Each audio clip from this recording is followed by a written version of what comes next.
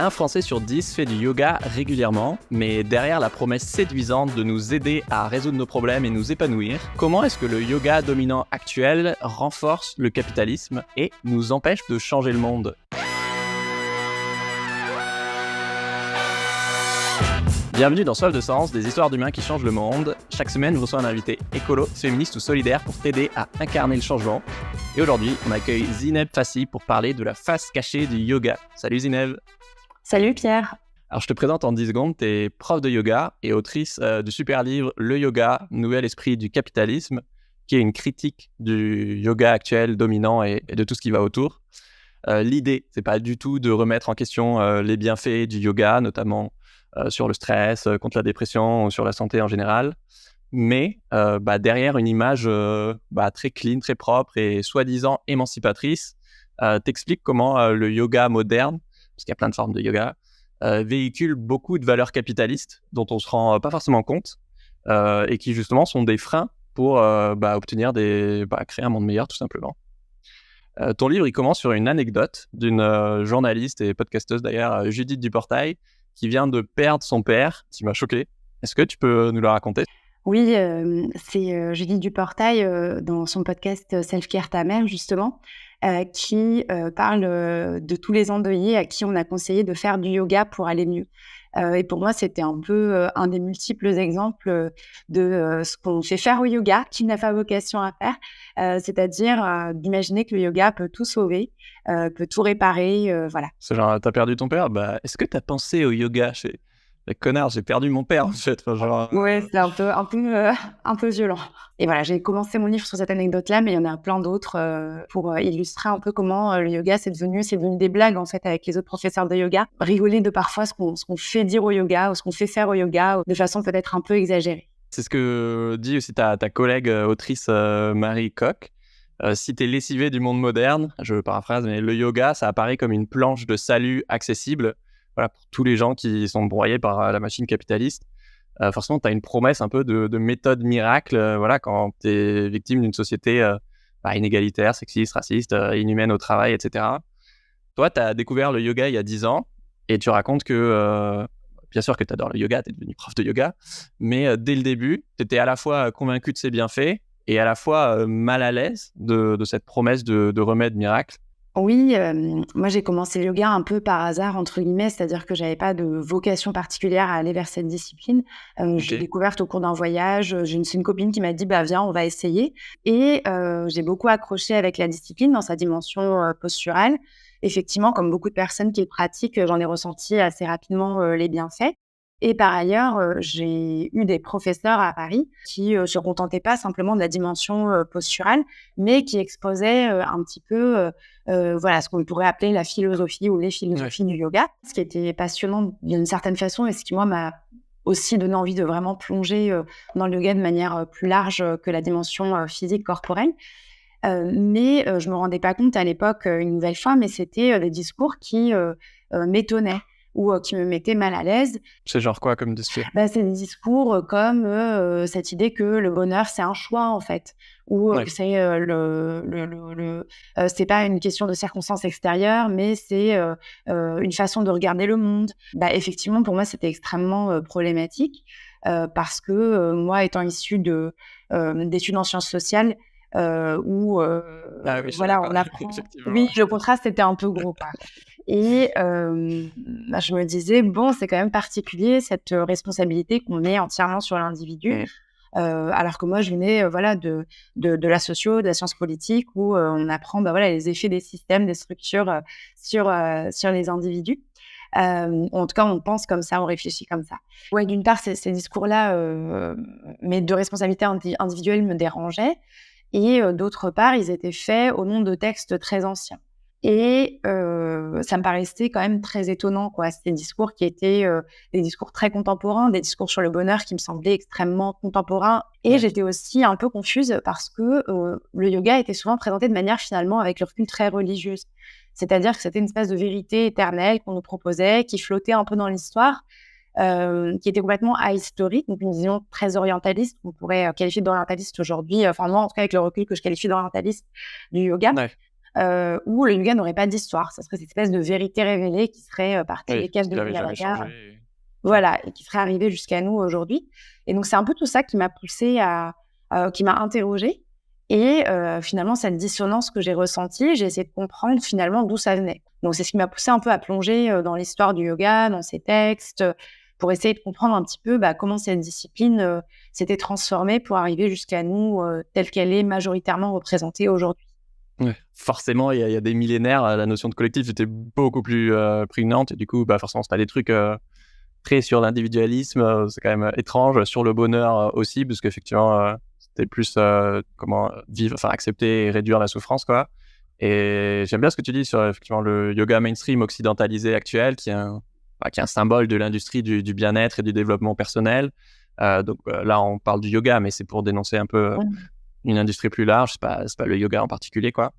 Où effectivement, on va surresponsabiliser l'individu. Voilà, si t'es pas heureux, c'est 100% ta responsabilité. Si t'es pas en bonne santé, pareil.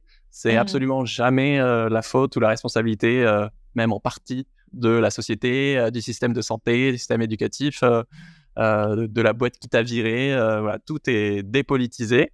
Ça, le message un peu cœur du livre.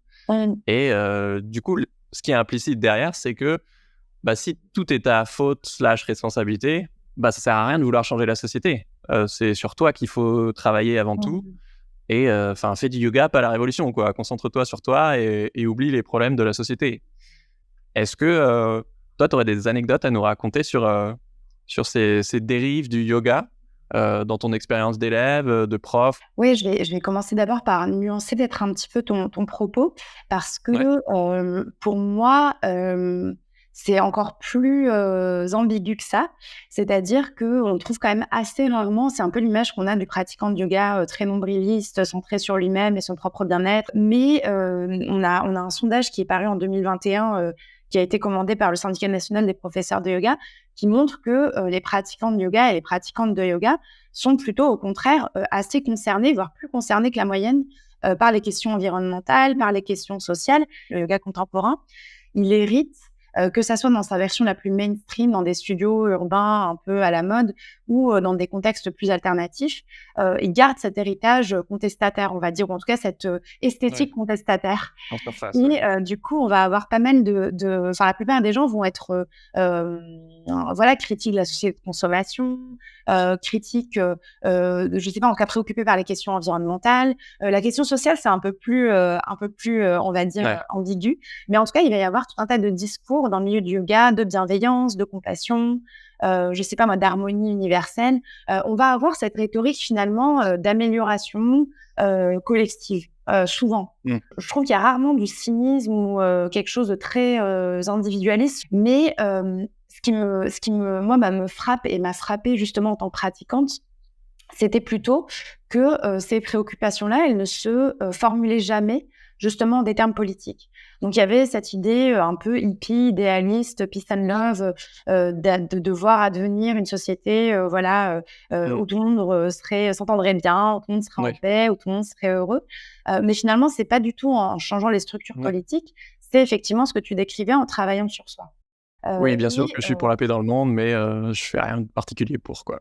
bah, ou alors, je fais quelque chose pour, mais je vais, je sais pas moi, faire des méditations collectives pour élever le niveau vibratoire, de Oui, la planète. Ça va soit se théoriser de manière très ésotérique, ouais, donc avec, voilà, tout un tas de théories, New Age qui semblent un petit peu, absurdes quand on n'est pas plongé dans ce milieu-là, mais qui sont assez, répandues. Soit ça va passer par, tout un tas d'initiatives individuelles, voilà, de petits oui, des gestes, éco-gestes et c'est voilà. le parallèle avec le colibrisme et moi, ma trajectoire et celle de l'émission et enfin, on va y revenir, mais effectivement alors bien sûr que ça enfin bref, on va en reparler, mais il y a un lien très fort et évident avec oui, c'est bien d'agir à son échelle et de cultiver son jardin, mais évidemment que ça a ses limites si on remet pas en question le système que tu dénonces, quoi. Oui, voilà, c'est ça et c'est vrai que moi j'ai une anecdote enfin, il y en a plusieurs, hein, qui m'ont marquée, mais typiquement, au moment, de la réforme pour les retraites, à l'époque, j'habitais à Paris, donc voilà, les transports avaient été bloqués pendant extrêmement longtemps et cetera et j'ai le souvenir de cette professeure de yoga, américaine, qui professait voilà l'amour, la compassion, la non-violence, parlait du végétarisme, voilà tout un tas de choses comme Ouais. ça, qui s'est défendu d'un post Instagram qui avait beaucoup fait réagir, hein, notamment beaucoup de profs de yoga sur en gros ces grévistes qui nous font chier quoi et qui feraient mieux d'aller travailler plutôt que qui Ouais. ne voyaient pas du tout en fait le paradoxe à défendre une société plus harmonieuse et le fait voilà d'enfoncer ou pointer du doigt des personnes qui luttaient pour des conditions de vie plus dignes quoi. Ouais.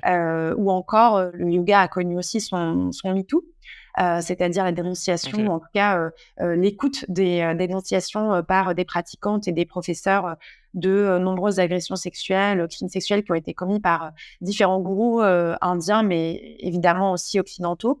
Et il y a cette idée malheureusement qui circule beaucoup dans les milieux du yoga, comme quoi, finalement, si on est victime d'agressions sexuelles ou de crimes sexuels, et c'est que quelque part on l'a cherché quoi. C'est pas dit comme ça, mais c'est voilà qu'on a attiré à nous cette situation d'une manière ou d'une autre parce que on avait besoin d'une réparation ou que quelque chose dans notre passé non résolu a fait qu'on attirait ces situations à nous. Et ça, c'est des discours qu'on retrouve beaucoup sur la maladie, sur voilà tous les événements malheureux finalement qui arriveraient à nous. Ça serait parce qu'on les aurait attirés d'une manière ou d'une autre, ce qui est professé au nom de la loi de l'attraction, donc qui est vraiment un concept New Mmh. Age / développement perso absolument terrible, qui se veut très émancipateur parce qu'on dit aux gens, si vous faites ce qu'il faut, si vous pratiquez les bonnes choses, si vous visualisez comme il faut, si Mmh. vous faites ce travail en fait de pensée créatrice, Vous vous aurez serez capable de faire l'abondance, advenir la réalité de vos rêves. Mais du coup, quand il vous arrive des tuiles, c'est que c'est de votre faute. Et c'est encore plus pervers que ça, c'est inconscient. Parce que vous êtes là, non, moi j'ai fait tout ce que je pouvais et tout, oui, mais inconsciemment, il y a quelque chose qui te bloque. En fait, c'est et insoluble. c'est pas du tout la responsabilité du gars qui t'a violé quoi, genre, Ah, c'est une co-responsabilité. C'est ce qui est dit ou c'est ce qui est, voilà. Et ouais, c'est bon, chaud. ouais, c'est terrible, c'est Mmh. extrêmement destructeur, et puis ça retourne complètement la situation et ça met ça fait partie, des raisons pour lesquelles aujourd'hui le milieu du bien-être est, le milieu qui voit une croissance de signalement auprès de la Miviludes, Ouais. voilà, pour les questions d'emprise et de dérive sectaire. Ouais. Ouais, dans le livre, j'aime bien parce que tu donnes des exemples de situations où tu peux avoir vraiment, 2 lectures effectivement par le prisme de, la responsabilité individuelle ou, des systèmes, qui génèrent des inégalités. Tu écris, une femme qui manque de confiance en elle, elle va se dire qu'elle a un problème, psychologique du coup, et plutôt suivre un psy, prendre des médocs, plutôt que de, réaliser que peut-être elle a reçu une éducation genrée, qui pousse les femmes, régulièrement à sous-évaluer, leurs compétences. Ou un mec qui fait un burn-out, il va se dire que, il est fragile, que c'est pas un vrai bonhomme, mais jamais que c'est sa boîte capitaliste qui, en fait, lui a donné le travail de 2 personnes et mis une pression de dingue, pour l'essorer, jusqu'à ce qu'il craque, quoi. Ouais, après moi je peux pas blâmer, évidemment mon objectif c'est pas du tout de blâmer dans mon livre les individus qui ont recours à ça ou qui trouvent des béquilles, Ah oui, quels non, qu'elles non. soient, des ateliers, du développement perso, pour adoucir leur quotidien. Voilà, c'est tout à fait légitime.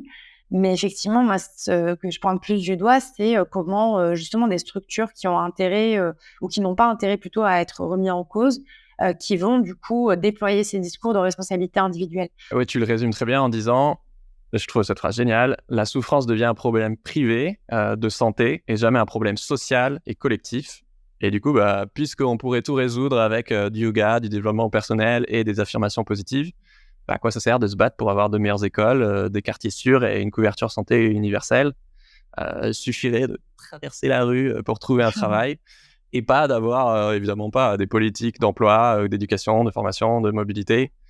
Heu, Est-ce que tu peux nous parler, par exemple, de programmes, absurdes au Royaume-Uni, qui est un exemple de mesures absurdes qui peuvent être mises en place quand on surresponsabilise, l'individu? Oui, c'est horrible. Alors, je me suis beaucoup inspirée de l'ouvrage Apicratie de Eva Illouz et Edgar Cavanes qui parle OK. de ce programme-là, mais aussi du livre Le syndrome du bien-être, qui montre que au Royaume-Uni, à l'arrivée de David Cameron au pouvoir, il va y avoir tout un programme qui va être mené autour du bonheur, voilà, comme valeur politique. Alors, on pourrait se dire trop bien. Enfin, Ah ouais, évidemment, sortons des de la indicateurs croissance. Ouais. économiques, etc. Sauf que malheureusement, ça cache quelque chose d'un peu plus brutal que ça.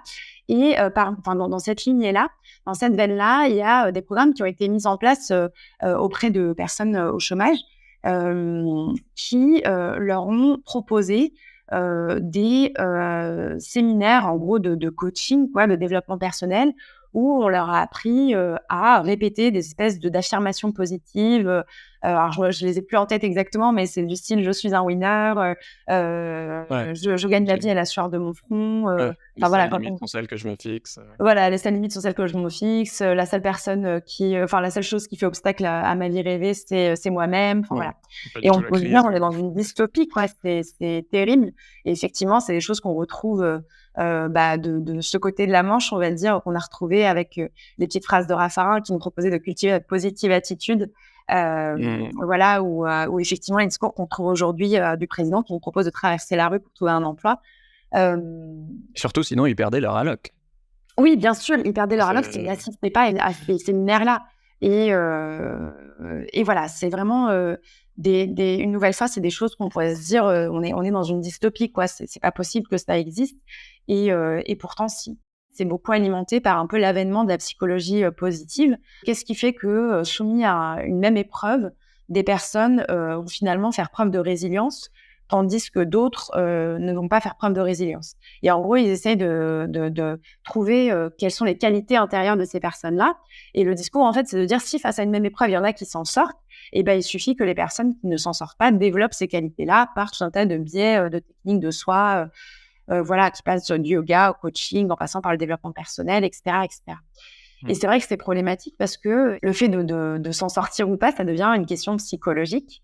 Et du coup, bah, ça évite, commodément de se poser la question de l'organisation, donc que ce soit l'organisation du travail, que ce soit, l'organisation politique publique, et cetera, et cetera.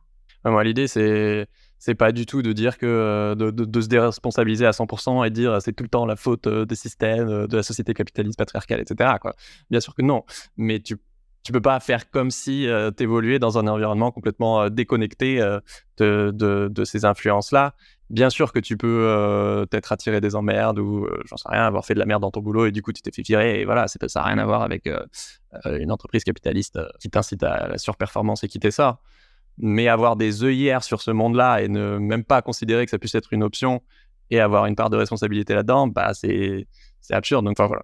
L'exemple que tu as pris tout à l'heure et que j'avais évoqué dans mon livre autour, par exemple, de la question de la confiance en soi, pour les femmes, j'avais pris cet exemple-là parce que c'est une question que quand j'avais eu cette discussion avec une personne qui suivait une formation de yoga dans laquelle j'intervenais et qui me disait, OK. mais à juste titre: «Moi, j'aime bien prendre des ateliers, sur la confiance en soi, des ateliers de yoga, un peu dev perso. Quand je sors de là, je suis trop reboostée, c'est trop cool, et cetera». Enfin, je trouve ça génial d'avoir des pratiques, qui permettent un peu d'incarner ça, de les rendre vivantes, mais simplement, de ne pas les regarder uniquement sous cet angle de vue. On doit donc jouer sur les 2 tableaux, c'est-à-dire que j'ai beau faire tous les ateliers d'estime de moi que je veux, si, autour de la table, on n'écoute jamais ce que je dis, on coupe la parole, on pique mes idées et de toute façon, je pourrais jamais accéder à ce poste de manager parce que, je suis jeune maman ou, qu'on estime que c'est pas ma place. Je peux faire tous les ateliers que je veux, c'est pas ça qui va me permettre, voilà, de conquérir, des droits. Ça veut pas dire qu'il faut complètement délaisser, ces pratiques-là, bien sûr. Mmh. Sinon je serais pas prof de yoga. Trop bien. Tu dis, beaucoup mieux que ce que je voulais dire, donc c'est trop cool. Et effectivement, même si à la fin tu arrives à la conclusion que, j'en sais rien, c'est la faute d'une société sexiste, l'idée c'est évidemment pas te dire en mode, «OK, je suis une victime et je peux rien y faire».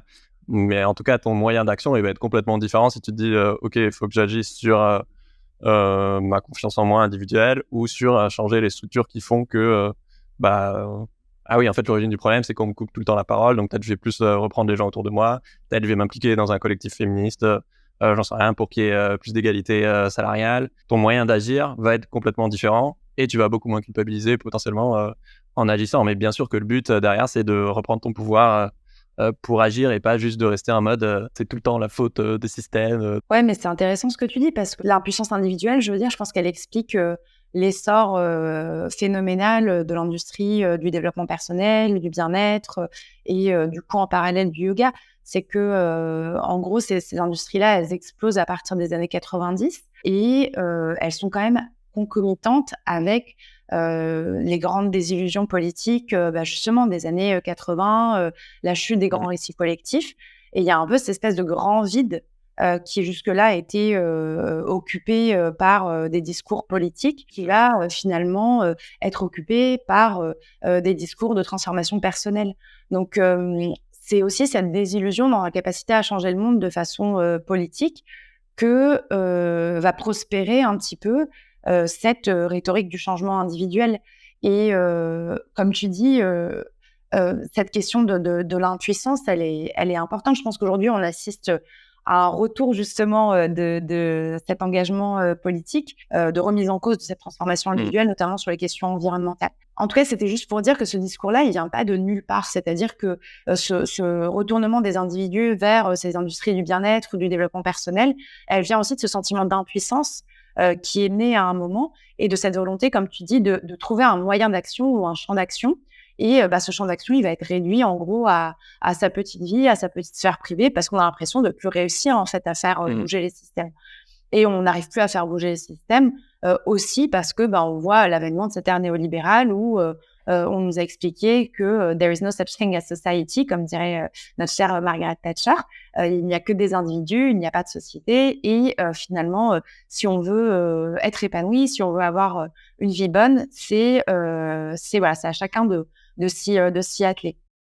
Et ce sentiment d'impuissance, il vient probablement aussi du fait que on a tout un tas de services publics qui se dégradent et l'impression qu'on n'arrive plus à y faire grand-chose. Enfin, je pense à tous les mouvements sociaux qui ont eu lieu ces dernières années. Il y a quand même quelque chose d'assez parfois décourageant de voir que malgré des mobilisations, il y a un entêtement quelque part à faire passer des réformes et il y a un manque d'écoute. Donc c'est vrai que le retournement vers ces sphères-là, ça donne l'impression qu'on a le pouvoir. Moi, j'ai fait des études de sciences politiques. Mon master, c'était un master sur les questions environnementales.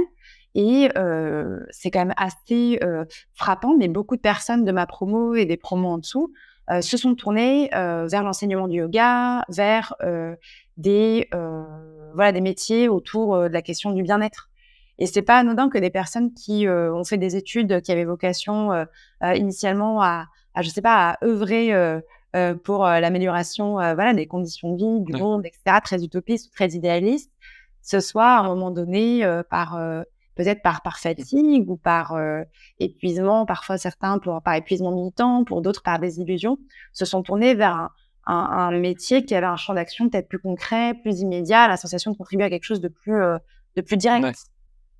La promesse, elle est sexy aussi, quoi. C'est les avantages, inconvénients, mais c'est pour ça que je parlais du colibrisme tout à l'heure. C'est se changer soi avant de changer le monde. On te fait quand même miroiter le fait que ça va changer le monde et peut-être que, je sais pas, si tu cultives ton jardin, OK, tu vas donner 3 légumes à tes voisins, donc c'est chouette, mais c'est bien de faire sa part, mais en fait, ça suffit pas parce qu'effectivement, c'est les systèmes qu'il faut changer. Mais je comprends aussi, enfin moi j'ai écrit des bouquins qui s'appellent Changer le monde en 2 heures sur des micro-engagements, donc je suis à 100% là-dedans. Mais ce dont on se rend pas compte quand on fait ça, c'est que en général déjà ça passe pas forcément jusqu'à une action politique ou une action d'intérêt général. On se concentre d'abord sur se changer soi, ce qui est important aussi, mais pas suffisant. Et en plus, quand tu te concentres que sur toi, comme tu l'écris, ça fait disparaître tous les problèmes de classe, de genre, de couleur de peau. C'est ça. Sauf que, évidemment, que tout le monde n'a pas les mêmes ressources pour changer. Faut se le payer, le cours de yoga ou la formation de développement personnel. Quand tu as 3 jobs, faut aussi se libérer du temps pour faire ce genre de choses. En quoi, pour toi, effectivement, le yoga peut empêcher de changer le monde, notamment avec ce biais bourgeois, classiste, etc. Oui, c'est sûr qu'aujourd'hui, en tout cas alors je pense qu'il y a vraiment plein de façons dont le yoga est enseigné en France aujourd'hui. Moi, je me suis beaucoup concentrée sur ce yoga qui est transité par les États-Unis et qui inonde un peu les grandes villes, les médias, les réseaux sociaux. Mais disons qu'en France, il y a un mode d'enseignement du yoga qui va passer par des studios un peu fitness, etc., et où les cours sont extrêmement chers. C'est des cours, enfin là, je regardais à Paris, ça fait longtemps que je suis pas allée dans un cours à Paris. J'ai vu des cours à l'unité qui étaient à 35 €, je crois. Voilà, si, c'est un budget énorme. D'autres sont un peu moins chers que ça, mais bon, ça reste quand même un énorme budget. Il y a, en revanche, voilà, dans des villes moyennes ou en milieu périurbain, en milieu rural, ça marche sous la forme d'associations, voilà, avec des coûts beaucoup moins Ouais. élevés. Ce qui est aussi un paradoxe que tu soulèves dans le livre, de à la base, c'était une discipline, pour apprendre la sobriété, le dépouillement et cetera, et que maintenant, en fait, c'est une industrie qui brasse des milliards, donc ultra capitaliste, et qui, en plus, est un peu un statut social, quelque chose d'une forme d'abondance, pour rechercher l'abondance personnelle, le bonheur, l'épanouissement, et alors qu'à la base, c'est pas du tout ça, quoi. Oui, c'est sûr qu'il y a un peu il y a un contraste peut-être entre, effectivement, le yoga, pré-moderne qui effectivement est majoritairement une pratique, d'ascète quoi, Je savais pas ça, et j'étais ouais, non, c'est un truc de moine, enfin de moine indien, quoi, mais ouais quasiment en fait. En tout cas, c'est c'était pas bon du tout enfin bon sexy à après la base. ouais, c'était une pratique des marges aussi. C'est une pratique des marges, c'était pas Ah du ouais? tout une OK. pratique, mainstream, comme on peut l'imaginer. Mais, oui, c'est vrai que c'est une discipline qui est très diverse, hein. Donc là, je fais des grosses caricatures, mais quand on se penche Ouais. un peu sur les textes, anciens du yoga qui, sont les plus connus aujourd'hui dans le yoga contemporain, c'est des textes qui sont assez austères, assez, Ouais. présentent une vision de la vie qui est quand même assez négative. L'idée, c'est pas d'améliorer du tout sa vie ici-bas, c'est d'en sortir le plus vite possible parce que la vie est par essence précaire, illusoire. Enfin voilà, quand on en parle un peu en formation de yoga, il y a un petit coup de massue là, de se dire, bon, bah, c'est vraiment pas, le fun incarné. Feel good, Et c'est vrai que moi, ça me fait toujours marrer du coup de voir des citations, attribuées au Bouddha, sur en gros, comment attirer son dream job, enfin voilà, des trucs un peu, complètement incongrus. C'est juste pour dire qu'effectivement, ce discours, en tout cas, de responsabilité individuelle, c'est un discours qui se veut émancipateur. C'est un peu ce qu'on disait tout à l'heure, c'est que, finalement, il y a cette idée que, j'arrive plus à agir sur les structures, j'en ai marre de les subir. Du coup, je reprends le pouvoir sur ma vie et il y a un truc extrêmement excitant et extrêmement, OK. voilà, en tout cas qui fait miroiter une forme d'émancipation, ou d'autonomie, de se dire: «Bah, en faisant les choses comme il faut, je pourrais améliorer mes conditions d'existence». C'est cette promesse qui séduit. Mais malheureusement, ça occulte effectivement le fait qu'on n'a pas tous accès, aux mêmes privilèges, on n'a pas tous accès, aux mêmes, justement, infrastructures. Enfin, on n'a pas accès tous à la santé de la même manière, on n'a pas tous et toutes accès à l'éducation de la même manière et cetera et cetera. Et du coup, c'est une vision qui est, très élitiste, mais qui ne se le dit pas, Ouais. voilà, qui occulte en fait, le fait qu'on part pas tous avec et toutes avec les mêmes chances. C'est ça qui est chaud, c'est que tout ce que tu dénonces, en fait, c'est que des trucs, implicites, quoi.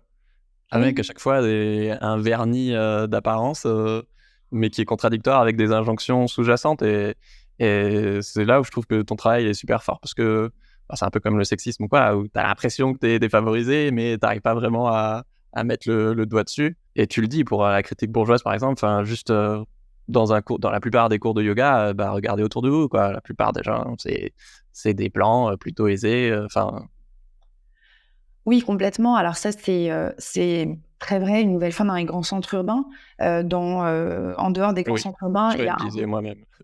pardon? Je suis biaisé moi-même. Oui, c'est sûr, mais c'est aussi ce qui est le plus visible, en fait. C'est ce qu'on va mettre en avant, Oui. dans les magazines, c'est ce qu'on va mettre en avant sur les réseaux sociaux. C'est cet imaginaire, en fait, aujourd'hui qu'a le yoga. C'est pas forcément, ce qui se passe en réalité. Après, une nouvelle fois, on manque de données sociaux, fines, on va dire, sur les pratiquantes de yoga, la pratique du yoga en France.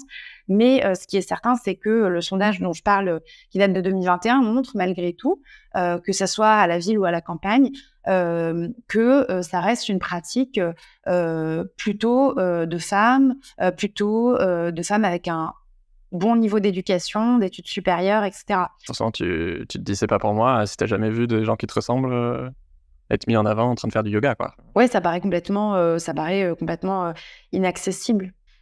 J'ai adoré quand tu as creusé encore plus loin la question de la surresponsabilisation individuelle, où tu parles de biomorale, ou je préfère quand tu dis moralité des sentiments. C'est l'idée que quelqu'un qui est heureux, c'est une bonne personne. ok, et quelqu'un qui sent mal est une mauvaise personne. Du coup, non seulement tu n'as plus le droit d'être triste, pessimiste ou insatisfait, mais en plus, si tu ressens ça, tu dois culpabiliser parce que tu es une mauvaise personne et c'est forcément qu'il y a quelque chose qui cloche chez toi et il faut que tu travailles dessus, quoi. C'est tellement culpabilisant et Ouais. implicite en plus, donc Bah, c'est la philosophe slovène, alors j'ai toujours peur de prononcer son nom, mais Alenka Zupanovic, j'espère ne pas l'avoir, elle écorché, écoutera pas ce podcast, je qui pense. développe ouais, ça, qui a développé ce concept de biomoral que je trouve, qui pareil, c'est comme tu disais tout à l'heure, quand une fois qu'on met ses petites lunettes et qu'on a le concept enfin qui, explique ce qu'on avait, confusément Ouais. ressenti, bah, ça éclaire tout, quoi et c'est vrai que il y a cette espèce de positivité toxique dans le milieu du yoga où, voilà, faut être good vibe, faut toujours voir le positif, chaque épreuve est finalement une opportunité ou un cadeau, et Mmh. évidemment que, si c'est quelque chose si c'est un cheminement intérieur de réussir à transformer, des expériences qui ont été douloureuses pour nous en voilà, en quelque chose de plus positif, c'est super. Mais c'est quelque chose qui peut pas être décrété, ça peut pas devenir une injonction, quelque chose qu'on oblige les gens à faire. C'est un cheminement personnel qui se fait ou qui ne se Ouais. fait pas. Mais là, il y a vraiment, cette idée que si, on est malheureux, ouais, c'est qu'on est une mauvaise personne, qu'on est faible, on n'est pas un winner, quoi, on n'est pas un battant Mmh. et Comme si un quelqu'un de bien, c'était forcément, enfin voilà, que quelqu'un de bien pouvait pas être malheureux et que bien sûr qu'il y a des connards qui sont très heureux et ouais, bien sûr, mais mais ouais. ça va de pair aussi avec, ce que je te racontais sur, la loi de l'attraction, mais l'idée qu'en gros, on mérite ce qui nous arrive. Enfin, que quelque part, une personne qui est heureuse, qui est en bonne santé, c'est qu'elle l'a cherché, c'est qu'elle a tout fait pour et une personne qui est malheureuse ou à qui il arrive, des choses, terribles, c'est que quelque part, elle paye quelque chose qu'elle a dû faire, quoi. C'est un peu Mmh. l'idée qu'il y a en implicite. Du coup, bah, oui, quand on baigne un peu dans cette espèce d'atmosphère où tout le monde, sourit béatement, et cache, le fait, bah, voilà, d'être déprimé, d'être mal, de pas y arriver, il y a quelque chose, de suspicieux. Ouais. Est-ce qu'elle a vraiment essayé? Est-ce qu'elle a, vraiment tout fait ce qu'il fallait, pour, s'en sortir? Voilà et parfois on n'arrive pas à se dire, dans ces milieux-là que juste, un événement horrible, c'est juste un événement horrible, qu'il y a rien de Ouais. positif à en tirer, et que c'est juste, voilà une injustice totale, qu'on subit et qu'il y a rien de Mmh. bon à en faire, quoi. Ouais et comme si, tu pouvais pas avoir, essayé tout, pour, que ça s'améliore et que ça a pas marché parce que pour des raisons X ou Y, externes à toi ou que même, tu pas essayé tout et c'est OK et tu pas forcément, une mauvaise personne, pour autant, enfin bref, Ouais, la c'est une sorte de culpabilisation, c'est pas possible. méritocratie psychologique, en fait. On obtient, ce qu'on mérite, enfin, Ouais, bah, non, notre en fait, il y a force juste un morale. chauffard qui a écrasé ton enfant. Enfin, désolé, ça a rien à voir avec toi, quoi. Enfin, on l'a évoqué. Ce qui est vraiment surprenant, c'est pour le dire, c'est qu'au départ, le yoga, effectivement, c'est pas du tout fait pour, s'épanouir, lâcher prise ou vivre dans l'instant présent. Tu l'as dit, c'est un truc d'ascète, qui invite justement à se détourner de la quête du succès et du bonheur, l'opposé d'aujourd'hui. Tu racontes très bien dans le livre, même si là, on l'a pas trop développé, mais comment ça a évolué, des dizaines de fois au cours des millénaires. Et notamment la dernière fois, mais ça avait bien changé avant, heu, bah, récemment par la Silicon Valley qui l'a adapté donc, à sa culture hippie, à son culte, du fitness et du self-made man avec bien sûr, plein de néolibéralisme, dans tous les sens, quoi. Je me suis dit: Qu'est-ce qui a fait qu'on est passé d'une pratique de hippie, en gros, à, aujourd'hui, cette pratique qui, nous invite à devenir la meilleure version de nous-mêmes, quoi? Ouais, Et comment est-ce qu'une performance. pratique qui a été, en tout cas appropriée à ce moment donné comme, une pratique qui visait à contester les normes ou à les subvertir ou à s'en extraire, est devenue une pratique qui, nous pousse au contraire à nous y conformer, et voilà, qui a perdu en fait toute cette dimension subversive. Et effectivement ce qui m'a aidé un peu à comprendre ça, c'est l'ouvrage de Boltanski et Chiapello qui est, «Le nouvel esprit du capitalisme», qui montre comment, le capitalisme a survécu à cette crise, de la fin des années 60-68 en récupérant finalement cette critique et en la réintégrant, quelque part, dans son système. On va retrouver dans cette Silicon Valley, le développement d'un nouveau type de management qui va justement mettre en avant, toutes les valeurs contre-culturelles d'autonomie, de créativité, d'inventivité, d'initiative personnelle. Et au début, on peut se dire c'est super positif. On se dit bah banco, génial. Sauf qu'en fait, bah, c'est quelque chose qui va être extrêmement pervers puisque bah, le travail va être le nouveau lieu de la réalisation de soi. Sauf qu'en fait, bah, quand on travaille dans une entreprise, on ne travaille pas à se réaliser soi-même, on travaille à réaliser les objectifs de l'entreprise. Mais ces nouveaux types de management qui vont développer en fait cette idée que voilà, en se réalisant soi, en réalisant plutôt les objectifs de l'entreprise, on se réalise soi-même. Et pour nous faire ça, eh ben, on va mettre en avant notre autonomie, notre créativité, notre adaptabilité, notre résilience, etc., etc.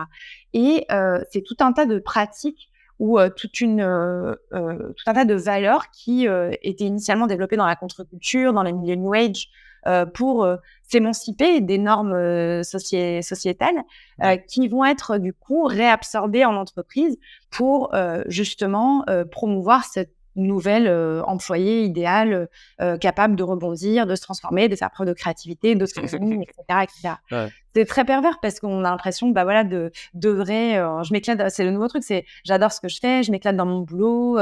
C'est cette fameuse quête de sens aussi qu'on va chercher dans nos emplois.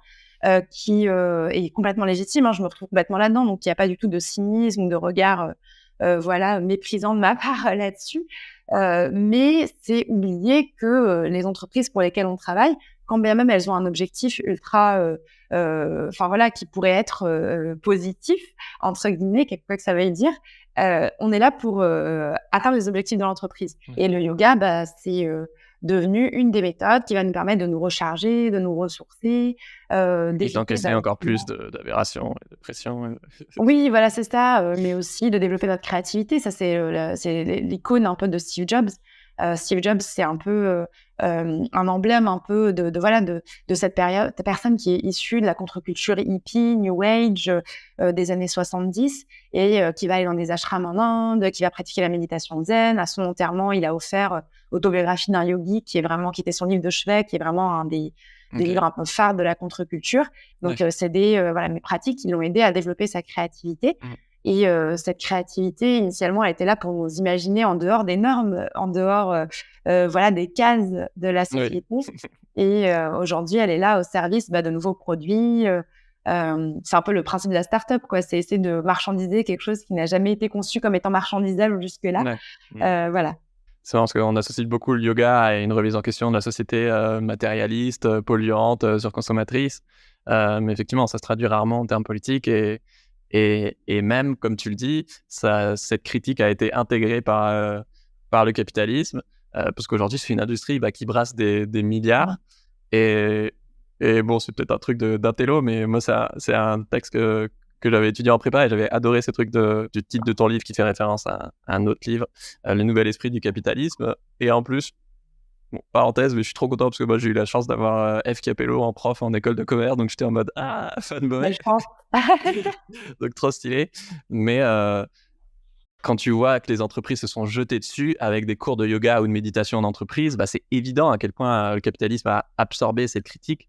Et non seulement tu peux continuer à exploiter les gens dans un environnement toxique, mais en plus tu leur fais croire que s'ils stressent, c'est leur faute, et tu leur donnes des ressources pour mieux encaisser le traitement que tu leur infliges.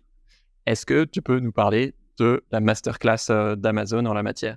Ah ouais, c'était vraiment l'exemple le plus emblématique, mais Amazon, donc, qui est quand même connu pour ses conditions de travail extrêmement pénibles dans ses entrepôts, a eu la bonne idée de développer des cabines de méditation au sein des entrepôts qu'ils ont appelées judicieusement les cabines Amazen.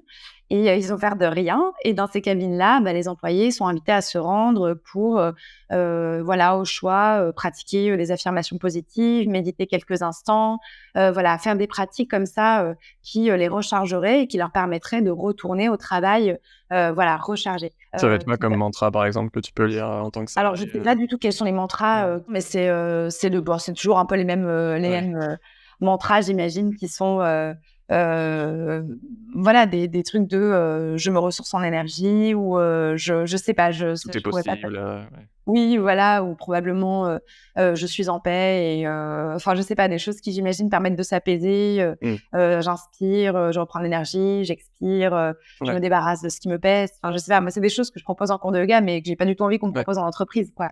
Et c'est la sociologue Caroline Chen qui a écrit un livre incroyable qui s'appelle Work, Pray, Code, qui est sorti récemment, qui montre, alors qui n'est pas traduit en français, mais qui étudie justement comment le travail est devenu la nouvelle religion dans la Silicon Valley et comment finalement tout un tas de pratiques ont été mises en œuvre pour recharger à l'infini les employés, estimer qu'en fait ce serait des espèces d'énergie renouvelable à l'infini auquel il suffirait de proposer des cours de yoga, des fruits et légumes par jour, enfin là, qui sont un contrôle total finalement, une discipline totale Mm. du corps, de la santé de leurs employés au service de la productivité, parce qu'évidemment, être en bonne santé, c'est aussi être plus Très productif. rentable. Moi, je me souviens de plein de personnes en entreprise, j'ai donné pas mal de cours en entreprise, qui disaient, bah, c'est bien d'être souple, le yoga, c'est la souplesse du corps, mais c'est aussi la souplesse de l'esprit, donc ce truc de l'adaptabilité, de la flexibilité, qui Mm. serait permise par le yoga. Donc, on essaye aussi, à travers le yoga, il y a tout le côté un peu bien-être au travail, réduction des troubles musculo-squelettiques, etc., qui pour moi est, bon, pourquoi pas intéressante. Mais il y a tout un tas de valeurs aussi qu'on essaie de transmettre à travers cette discipline, voilà, d'acceptation, Sois plus adaptable et flexible à ce qu'on va t'envoyer à la gueule. ouais, voilà, c'est ça. Et une nouvelle fois, cette espèce de culture du bien-être au travail, elle serait intéressante si elle ne croissait pas en parallèle de la Ouais. dégradation du droit du travail, en gros, de la destruction du droit du travail, de sa précarisation, etc. Donc, c'est une nouvelle fois, c'est ça aussi que je critique. Parfois, on me dit, mais pourquoi tu critiques les cours de yoga en entreprise? C'est super. Et oui, moi, j'ai beaucoup aimé enseigner le yoga en entreprise, mais on se demande toujours aussi un peu ce qu'on sert, quoi, en tant que prof de yoga. C'est quelque chose qui m'a énormément choquée une fois. C'est une collègue qui me racontait qu'elle était arrivée à un cours de yoga, qu'elle avait été extrêmement mal accueillie, qu'elle n'avait pas du tout compris pourquoi, parce qu'en général, c'est pas du tout le cas. On est plutôt bien accueillis en tant que prof de yoga en entreprise. C'était vraiment un moment de respiration. Mm. Et en fait, elle s'est rendue compte que son cours de yoga était arrivé dans le cadre d'un suicide d'un collaborateur. Donc, en gros, il y avait eu un collaborateur qui s'était suicidé peu de temps plus tôt, et que, en gros, la direction avait jugé pertinent de proposer un cours de yoga. Et voilà. Et les employés, évidemment, étaient extrêmement Bah oui. choqués. Enfin, voilà, rien n'allait. Et ils voyaient pas du tout le problème. C'était non, mais on s'était dit que ça leur ferait du bien, quoi. Bah, bien sûr Et que je ça peut faire pense, du bien, mais remonte à la source du problème, sinon c'est juste du bien sûr, bien-être washing si tu remets pas en cause, exactement, ouais, c'est bah, les du home. conditions de travail. Ouais, c'est exactement ça, c'est du bien-être washing. Et c'est un peu la question, moi, que je me pose, c'est pourquoi pas des gens qui font du shiatsu, des corbeilles de fruits et des cours de yoga. Mais enfin, je reprends souvent cette image parce que je trouve que la punchline est très bien trouvée. Mais sur Instagram, il y a un compte qui s'appelle Balance ta startup qui dénonce justement Ah ouais. bah, les arrangements avec le droit du travail dans le milieu de la startup. Et leur punchline, c'est le baby-foot, c'est bien, mais le droit du travail, c'est mieux. Mmh. Et ouais, c'est genre super d'avoir des cours de yoga, mais le droit du travail, c'est mieux. Bah, Et c'est ouais. j'ai aussi des personnes qui me décrivaient que, elles se sentaient mal à l'aise de râler sur des augmentations qui n'auraient pas été données, ou sur ce genre de trucs, parce qu'il y a aussi ce discours de: «Avec tout ce qu'on fait pour vous, ah mais tu te rends compte quand même, on a des cours de yoga, ils prennent soin de nous, on a des cours de yoga, on a des Ah fruits, bah on oui. a, voilà, on a tout un tas d'avantages, donc bah oui, je suis pas augmentée, mais Bah, ça sert de caution, hein, c'est clair. c'est ça». Et c'est pas normal que ça devienne le moyen de, voilà, de fidéliser quelque part. Ça devrait venir en plus. Ça a été le cas à un moment, mais ça devrait venir en Ouais. plus. Mmh. C'est vrai que c'est enfin, inconsciemment, je me rends compte à quel point, je le faisais. C'est tentant de se dire qu'une sagesse millénaire, de l'autre bout du monde, va nous aider à résoudre, nos problèmes, de société moderne. Mais du coup, c'est vrai que ça ouvre, la porte à des dérives sectaires dans le monde du bien-être. Mais c'est vrai que tu l'écris comment enfin, au lieu de se demander comment on en est arrivé là, bah, on se demande pas, voilà, est-ce que c'est pas à cause des déserts médicaux, de la pénurie de médecins, des conflits d'intérêts, je sais pas, des scandales des labos pharma, des politiques pas à la hauteur? On se dit: «Bah, non, non, c'est forcément, des pigeons qui tombent dans le panneau de ces dérives sectaires, quoi». Mais juste parce que, bah, on a tout, dépolitisé, quoi. Oui, c'est vrai que Évidemment qu'il faut dénoncer tous ces Bah oui. cette croyance de dérive sectaire et tous ces discours qui amènent à ça. Mais je pense qu'après, en tant que société et probablement en tant que pouvoir public, la bonne question à se poser, c'est pourquoi est-ce qu'on a assisté à ça? Et pas simplement,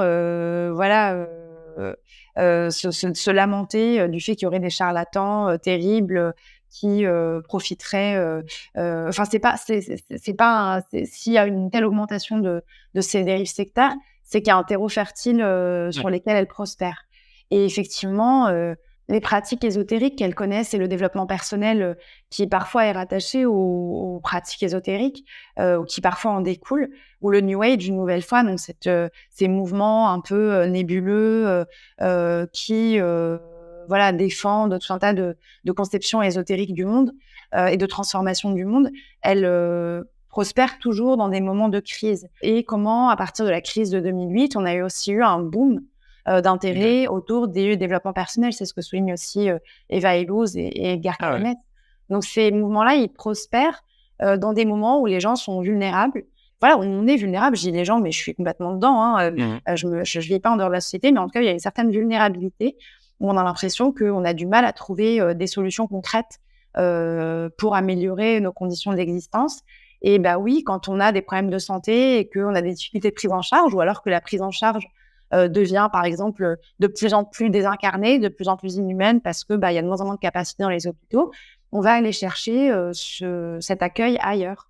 Mmh. Et on va aller chercher, malheureusement, parfois auprès de personnes qui vont nous donner du temps, qui vont nous donner de l'écoute et qui vont parfois, bah, voilà, prospérer. On appelle ça l'industrie du bien-être, et moi, j'aime bien dire que c'est aussi, c'est surtout l'industrie du mal-être, quoi. C'est une industrie qui n'existerait pas sans Ouais. voilà, sans cette souffrance. Je pense que ces pratiques de bien-être pourraient continuer à exister tout à fait dans un milieu où on se sentirait bien et on viendrait juste chercher des moments de repos, de rechargement, de ressourcement, d'évasion, d'imaginaire. Enfin, je sais pas moi, tout un tas de trucs qui sont géniaux et qui sont proposés par ces pratiques-là. Mais aujourd'hui, elles prospèrent aussi parce que bah, des personnes désespèrent de trouver des solutions ou, je sais pas moi, un peu d'humanité, de chaleur dans des services publics qui sont aujourd'hui malmenés. C'est comme aussi, moi, je viens d'une famille de profs, donc forcément, je connais bien cet univers-là. Il y a de l'amertume chez les profs. Bah oui, dans des Mmh. salles dans des cours à 35 avec voilà du personnel en moins. Comment est-ce que vous voulez qu'on prenne en compte ou qu'on fasse un suivi individualisé?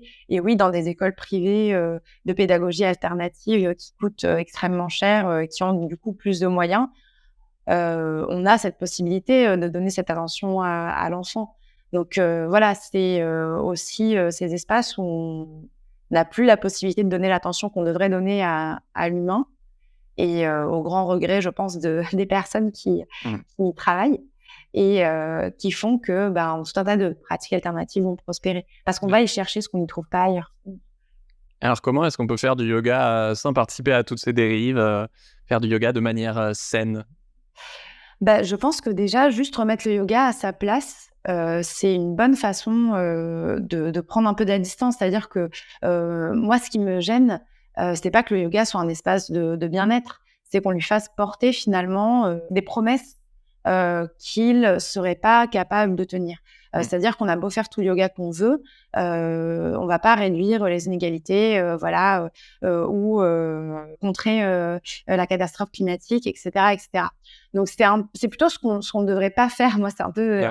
je prends un peu le problème à l'envers, mais souvent on me dit: «Mais du coup, qu'est-ce que tu fais dans tes cours de yoga?» Et en fait, moi, c'est plutôt ce que je fais pas dans mes cours de yoga. Mon cours de yoga, je pense que si, quelqu'un y vient, il va rien trouver Ouais. d'extraordinaire. C'est pas un espace de militantisme. Je trouve que les gens ont déjà suffisamment d'injonctions au quotidien. Mais ce que j'essaie de faire, c'est justement d'essayer de trouver un espace ou d'offrir un espace qui est un peu en marge justement de toutes ces injonctions à la performance, à la réalisation de soi, à la quête de cette meilleure version de soi-même, et de ne pas faire porter ces discours au yoga ultra transformateurs. Pourtant, je suis persuadée que le yoga a un pouvoir de transformation, mais c'est quelque chose qui ne se décrète pas. Ouais. C'est quelque chose qui peut ou ne pas se vivre en fonction de ce qu'on vient y chercher aussi. Et surtout, il est transformateur pas dans la texture qui va donner entre guillemets notre existence, mais c'est pas ce qui va résoudre finalement ce qu'on a de nos problèmes matériels, quoi. Donc voilà, pratiquer le yoga avec humilité, ne pas ou on l'enseignait avec humilité, mais ce que font déjà tout un tas de professeurs, se poser la question de nous, ce qu'on véhicule en tant qu'enseignant de yoga dans nos cours.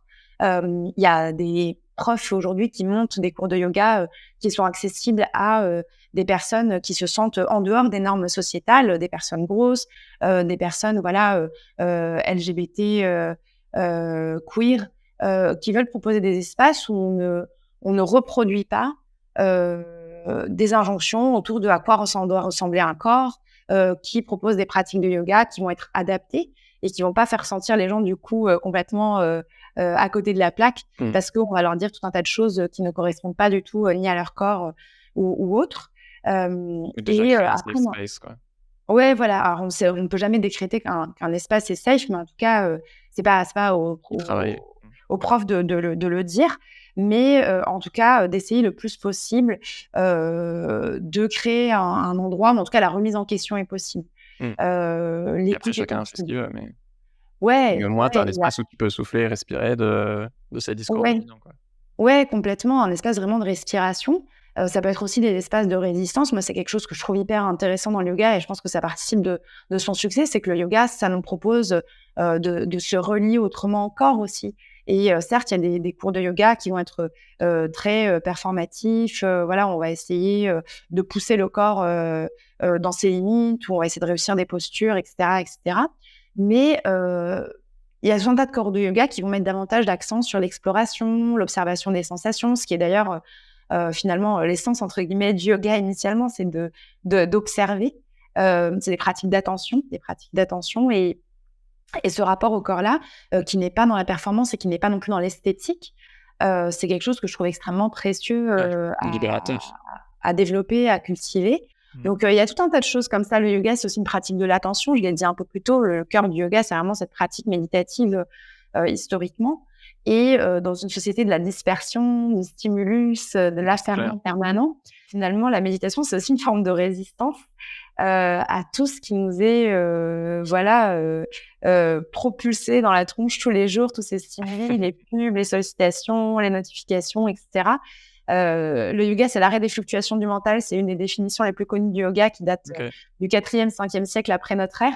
Et Patanjali, qui est l'auteur supposé de cet aphorisme, je me dis souvent, s'il débarquait aujourd'hui, il se dirait « Oh là là, les hallucinations du mental aujourd'hui », il se pose déjà la question de comment cesser de quitter cet état de dispersion au début de notre ère. Comment est-ce qu'on quitte cet état de dispersion aussi, et cet état de dispersion qui nous permet aussi finalement d'agir de façon peut-être moins réactive, plus juste, et de cultiver un petit peu cette espèce d'espace de liberté intérieure qui est importante aussi. Moi, ma façon de voir les choses, c'est comment on peut faire en sorte que ces espaces soient plus accueillants. Comment est-ce qu'on peut faire en sorte de ne pas être la courroie de transmission, ou être cet espace de diffusion de ces discours de responsabilité personnelle, de performance individuelle, d'auto-optimisation, d'amélioration de soi. Voilà, pas un espace où on va subir des nouvelles injonctions, mais un espace où c'est des espaces ouverts. C'est là, chacun fait un peu ce qu'il veut. S'il y a des gens qui viennent là parce qu'ils ont envie d'avoir des fesses plus fermes, moi, franchement, oui, c'est pas du tout le yoga initialement, mais finalement, peu importe. Moi, je suis pas là pour dire ce qui... Enfin, voilà, je suis pas un grand gourou qui explique ce qui est bon ou pas. Peu importe, les gens, ils viennent là parce qu'ils ont envie de trouver un espace où ils peuvent respirer, explorer, peut-être s'interroger. Et si déjà tout ça, c'est possible, je trouve que c'est une belle réussite. Voilà, c'est des espaces que j'espère être en marge ou en résistance un peu aux normes dominantes. Mais moi, je pense pas que le yoga va changer le monde.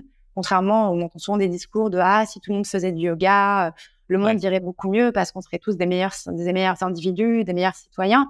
Je pense pas que ça soit vrai parce que voilà, je pense pas que on ait le pouvoir de changer le monde individuellement. Mais par contre, je pense que ça peut effectivement créer des espaces de liberté pour chacun, chacune, et que ces espaces de liberté, c'est des points de départ vers autre chose. Et c'est aussi des espaces où on va cultiver la douceur, la vulnérabilité, l'écoute, l'attention, qui sont tout un tas de qualités. Voilà, vraiment la méditation, s'il n'y a pas d'autre, on peut la tourner dans le sens de la productivité, mais c'est aussi une expérience qui est radicalement en dehors finalement de toute forme d'injonction voilà, à la rentabilité. Globalement, on s'assoit et on fait rien. Et c'était complètement subversif si on y pense juste comme ça, quoi. À quel moment on s'assoit et on ne fait rien et c'est valable, c'est légitime. Et c'est là, enfin, ces espaces de contemplation et de mise de côté radicale un peu de cette espèce d'injonction à la production, à la frénésie, au faire, quoi. Enfin, voilà, je t'ai donné un peu tout ça, toute dispersé, un peu dans tous les sens. Mais voilà, je pense que le yoga, il est pas essentiellement subversif. Le yoga, il est pas essentiellement néolibéral. Il est un peu ce qu'on en fait. Merci Zineb. Ton livre est dispo partout en librairie, le yoga, nouvel esprit du capitalisme. Si ça t'a plu, envoie cet épisode à un ami qui fait du yoga, ça va clairement trop l'intéresser. Ciao Zineb, ciao tout le monde. À dimanche prochain. Au revoir.